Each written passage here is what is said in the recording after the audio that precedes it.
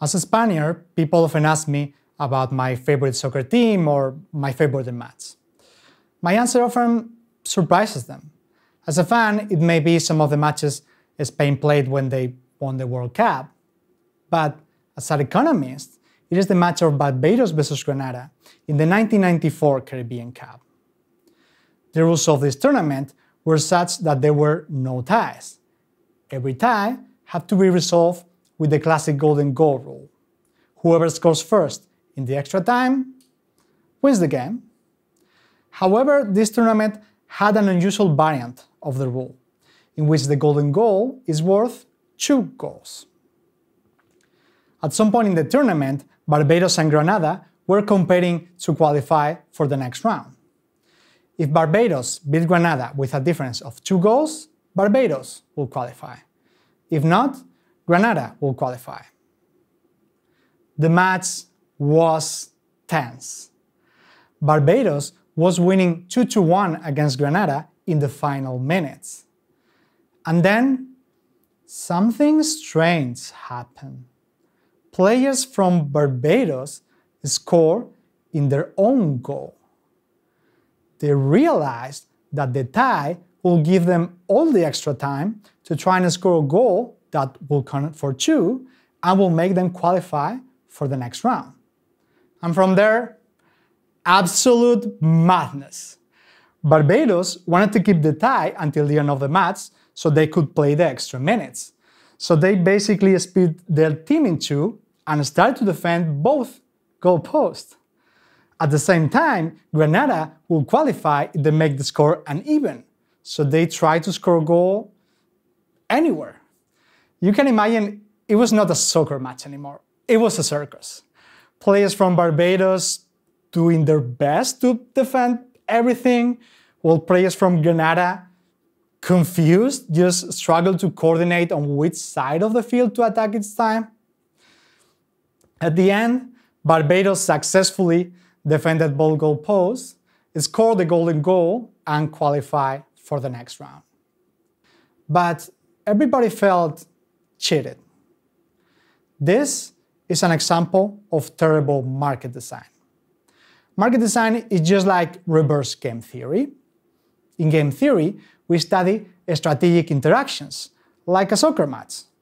This consists of some agents, like the soccer teams, that can achieve some outcome, like winning the tournament or not, depending on what strategies they and other agents play, like how to play each soccer match, under certain game rules, like the rules of the tournament. We study how agents should play and how they actually play. So market design is just like the reverse exercise. We first set an objective that we want to achieve, and then, using what we know about agents' choices and preferences, we design a mechanism, the rules of the game, to make that objective happen. For example, in a soccer tournament, your objective may be that the best team that plays soccer wins, and that the fans enjoy the best soccer they can see. Which rules should we place? Spoiler, not the Caribbean Cup rules. The rules of this tournament created incentives for the soccer teams that were disentangled from the objectives of the soccer organization. This problem naturally arises often in our lives, sometimes with really important issues. Some of the challenges humanity is facing right now and that will define our future have that nature, like climate change. For a long time, companies did not have to care about how much they pollute. That variable was not in their profit function, after all. In that case, the problem was not bad rules, but the lack of rules. There were no market on pollution. So, what can we do about this?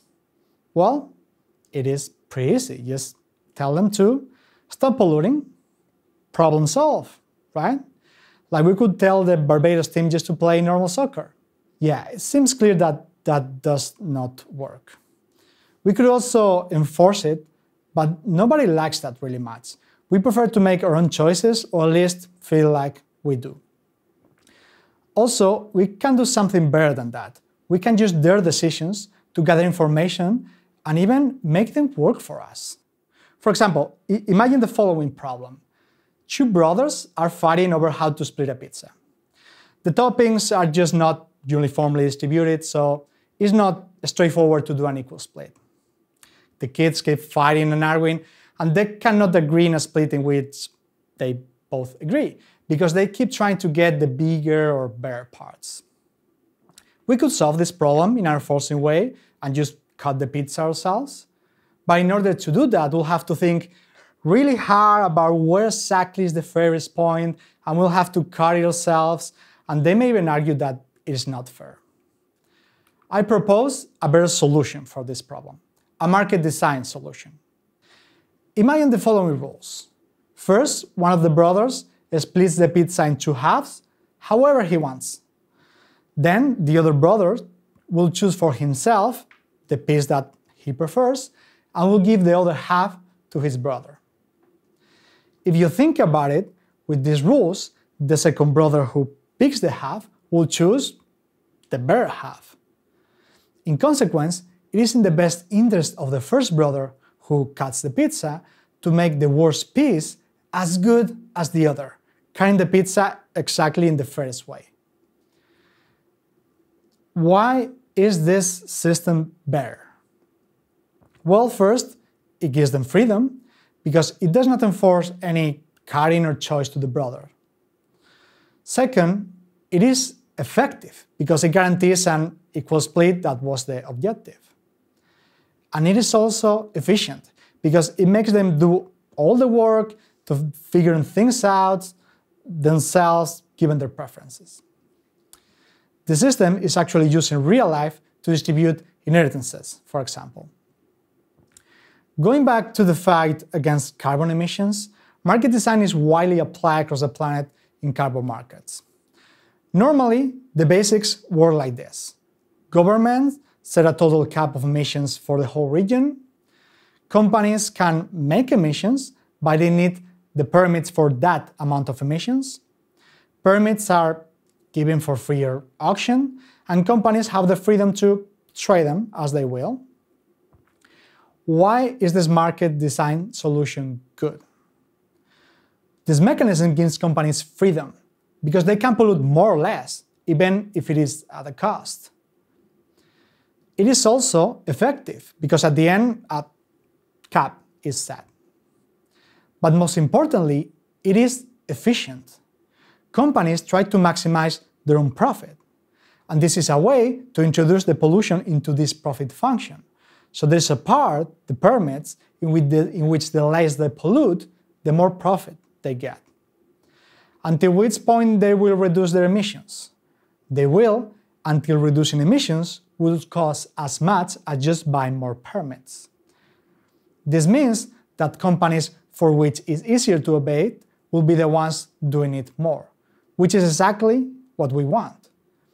And we will achieve it without going to do an investigation on the companies and figure things out ourselves. When I came to Australia, I didn't know that much about market design. Here, I joined the Agora Center for Market Design, one of the few centers in the world dedicated to market design, and I got hooked by this wonderful direct application of economics. It opens a new dimension to it, one in which you can change institutions for the better. It really changes the way you think. Whether it is because the actual rules are bad, like in the soccer match, or because there are no rules, like in the environmental case, market designs create appropriate rules for individuals such that when they make decisions, their outcomes are in line with what we want as a society for a future. For example, setting the rules that match students with schools, or the rules that translate people's votes into social outcomes, or the rules for resource management in fisheries that prevent overexploitation and protect fishers at the same time. In the Agora Center for Market Design, we apply our knowledge to work in some of these cases. And if such an innocent rule as the golden goal counting as two goals can turn a soccer match into madness, imagine how hard it could be sometimes to come up with and calibrate for some of these cases in more complex settings. Global issues that arise from inappropriate individual incentives are increasingly present in our more and more globalized societies. And we will need market design to make sure we do not score in our own goal.